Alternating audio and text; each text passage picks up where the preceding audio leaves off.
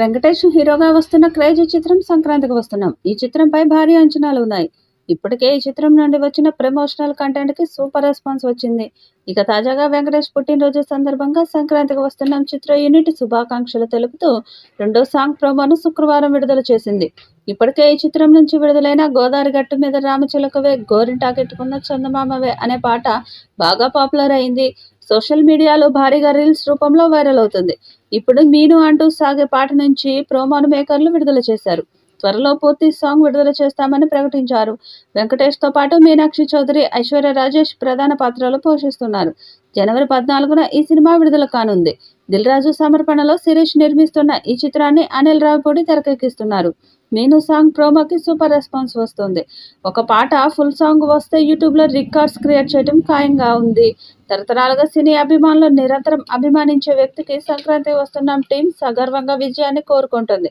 పుట్టినరోజు శుభాకాంక్షలు వెంకీ మామ అంటూ విషెస్ తెలిపారు.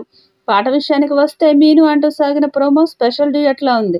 నా లైఫ్లో ఉన్న ఆ ప్రేమ పేజీని తీనా, ఆ పేజీలో రానున్న అందాల ఆ పేరు మీనా అంటున్న ఈ పాట అలిగిన మీనాక్షిని నవ్వించే ప్రయత్నంలో భాగంగా వస్తున్నట్లు తెలుస్తుంది.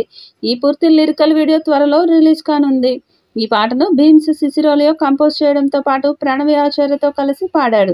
అనంత శ్రీరామ్ సాహిత్యం అందించారు. ఇటీవలే గోదావరి గట్టు మీద రామచిలకవే గోరింటా గెట్టుకున్న సందమామవే అంటూ సాగిన ఫస్ట్ సింగిల్ మెలోడీ గీతం శ్రోతలను విపరీతంగా ఆకట్టుకుంటుంది. శ్రీ వెంకటేశ్వర క్రియేషన్స్ బ్యానర్పై ప్రముఖ నిర్మాత దిల్ రాజు ఈ చిత్రాన్ని నిర్మిస్తున్నారు. ఇందులో మీనాక్షి చౌదరి, ఐశ్వర్య రాజేష్ ఫీమేల్ లీడ్స్గా నటిస్తున్నారు. ప్రస్తుతం షూటింగ్ చివరి దశలో ఉన్న ఈ చిత్రం సంక్రాంతి కానుకకు జనవరి 14న ప్రేక్షకుల ముందుకు రానుంది. ఇక మీనాక్షి చౌదరి, వెంకటేష్, ఐశ్వర్య రాజేష్ కాంబోలో సాగిన ఈ డ్యూయట్ ప్రేక్షకులను ఆకట్టుకుంటుంది. ఇందులో వెంకీ మామ పోలీసులు ఘర్షణ సినిమాను గుర్తు చేస్తుంది. భారీ అంచనాలు ఉన్న ఈ చిత్రం ఎలాంటి హిట్ అవుతుందో చూడాలి.